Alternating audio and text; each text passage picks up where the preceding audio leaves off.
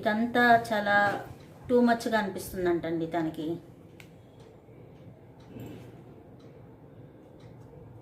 తన చిన్నతనంలో ఏదో ట్రామా ఉంది, దానివల్ల ఇదంతా జరిగిందని తను అనుకుంటున్నారండి.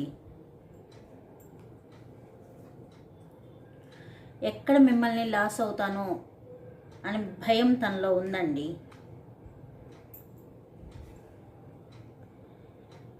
మీకు ఏది నచ్చితే అది చెయ్యండి అని చెప్పి తను అంటున్నారండి.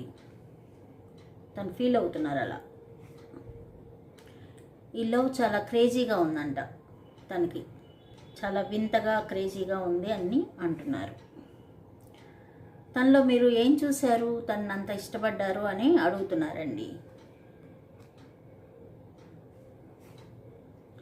మీతో కలవాలని, మీకు దగ్గరగా సన్నిహితంగా ఉండాలని తను కోరుకుంటున్నారండి.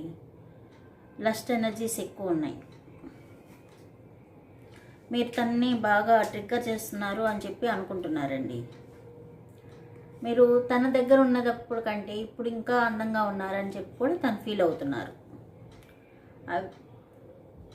తను డిఫరెంట్గా తయారవ్వాలి, తను మారాలి అని కోరుకుంటున్నారండి.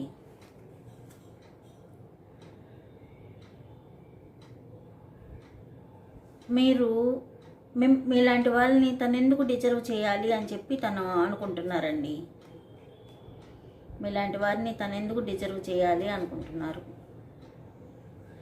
తను ఏదో నిజం చెప్పాలంట, అది చెప్పలేకపోతున్నారంటండి మీకు. తను బయటికి రావాలి ఈ గజిబిజి నుంచి అని అనుకుంటున్నారండి. తను మిమ్మల్ని మర్చిపోవడానికి డ్రగ్స్ తీసుకోవడం, ఆల్కహాల్ తీసుకోవడం, స్మోక్ చేయటం ఇలాంటి అలవాట్లు ఎక్కువగా ఉన్నాయండి. అందరికి కాదు, కొంతమందికే అలా అలవాటు చేసుకుంటున్నారండి. I can't do this right now, తనేం చేయలేకపోతున్నాను ఇప్పుడు అని చెప్పి అంటున్నారండి. ఎందుకు మీరు తనని ప్రేమించారు అని క్వశ్చన్ మార్క్ అండి తనకి. తనలో ఏముందని మీరు ప్రేమించారు అనుకుంటున్నారండి. తనేంటి, తన పరిస్థితి ఏంటి, తన భావాలేంటి, తను తెలుసుకోవాలని కోరుకుంటున్నారండి.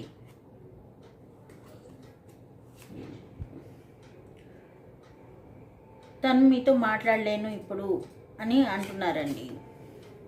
ఇప్పుడేం మాట్లాడలేరంట.